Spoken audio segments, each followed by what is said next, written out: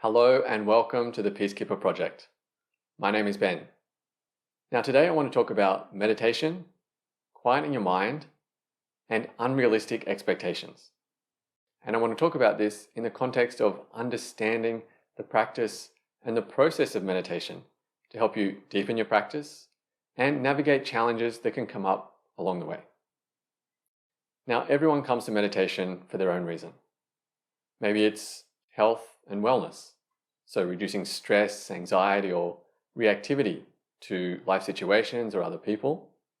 Maybe it's reducing blood pressure, improving the quality of sleep. Maybe it's finding a deep sense of peace and stillness, or a curiosity of self-discovery. What was it for you?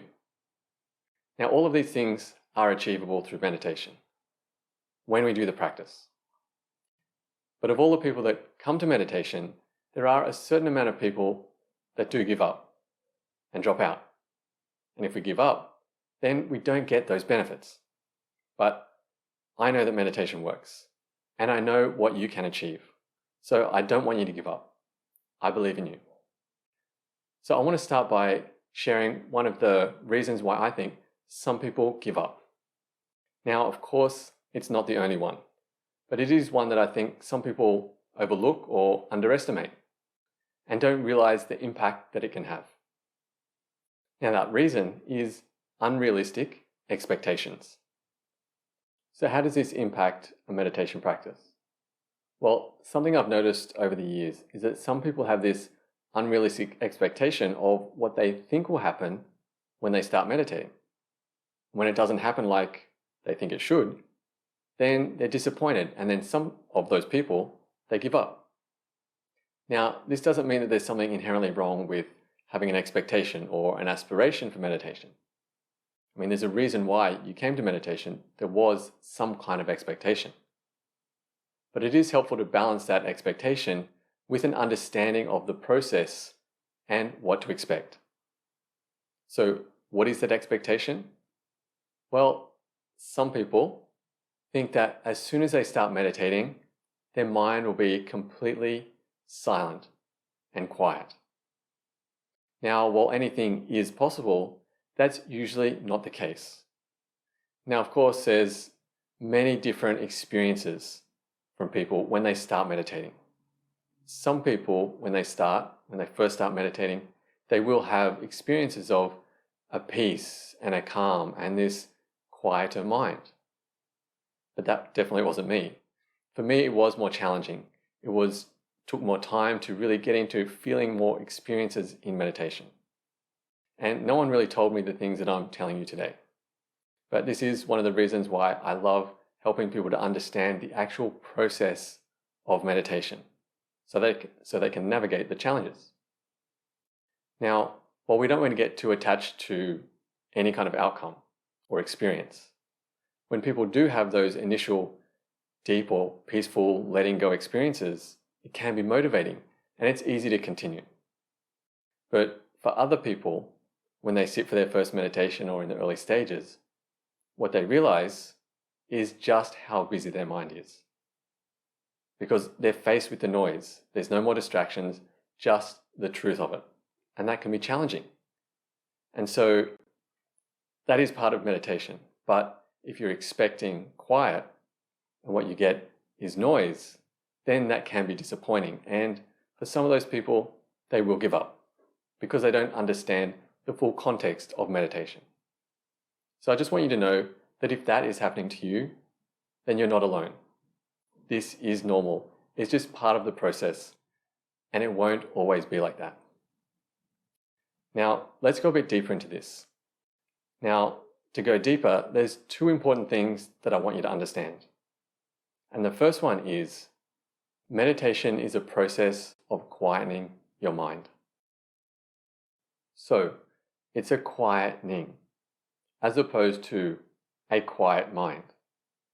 So a quiet, perfectly quiet mind, that would be what we all aspire for. That would be the goal. Now, for example, I often use the expression, quiet your mind and live from your heart. Now, in that context, quiet your mind refers to a doing, the act of quietening the mind. because the more we quiet our mind, the more we connect to our heart or reconnect to our heart. Because the more noisy and busy and reactive our mind is, the less we can hear the wisdom, the intuition of our heart. So the more we quieten our mind, the more we connect to our heart. And as part of that, it's important to understand that there is a gradient of quietening, like a spectrum.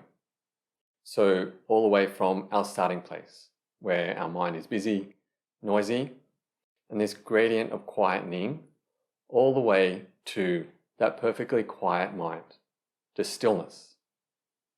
Right? And meditation helps us to move along the gradient of quietening. It teaches us that skill.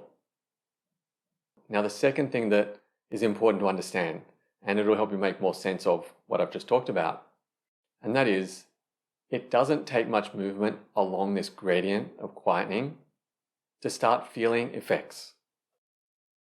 So even though there may be some thoughts floating around in your mind, with just a little bit of quietening, a little bit of movement along that gradient, you can start to feel effects. You can start to feel a letting go in your body, in your energy, more space. And your thoughts might feel like they're just a little less sticky or graspy. Or maybe they feel further away. Maybe just passing through. Maybe like you're a little less attached to them. So even though it may be subtle, there is still an effect, just a little bit of quietening. Now, it could be subtle, it could be more tangible. It may feel like an incredible burden is starting to lift, a burden you didn't even know you were carrying until it started to lift. But it's this softening and quietening of the mind, even just a little bit, where we can start to feel an effect. So just remember, you don't need a perfectly quiet mind for your meditation to be working. So it's important to have an understanding of the process of meditation and what to expect, and concepts like quietening of the mind, this gradient of quietening. Because without some context to understand your experiences, then it's easy for your mind to make up excuses and reasons why you should give up. And a little secret about your mind, your ordinary thinking and reacting mind does not want to meditate. And it will think of any excuse it can to give up. So I just want you to have this on your radar as you move through your meditation journey, because it will give you greater context to understand your experiences and to navigate challenges that may come up along the way. Now, let me know in the comments below, was this video helpful? Did it make sense? And also let me know what challenges you're facing with your practice so that I can address them and make videos about them.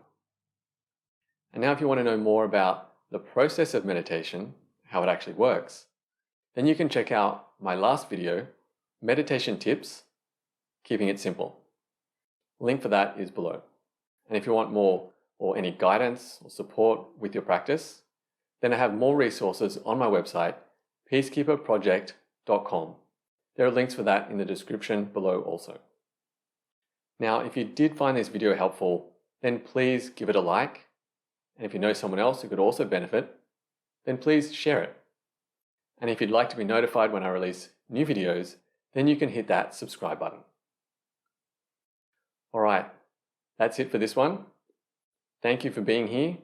I appreciate your presence. And until the next time, quiet your mind and live from your heart.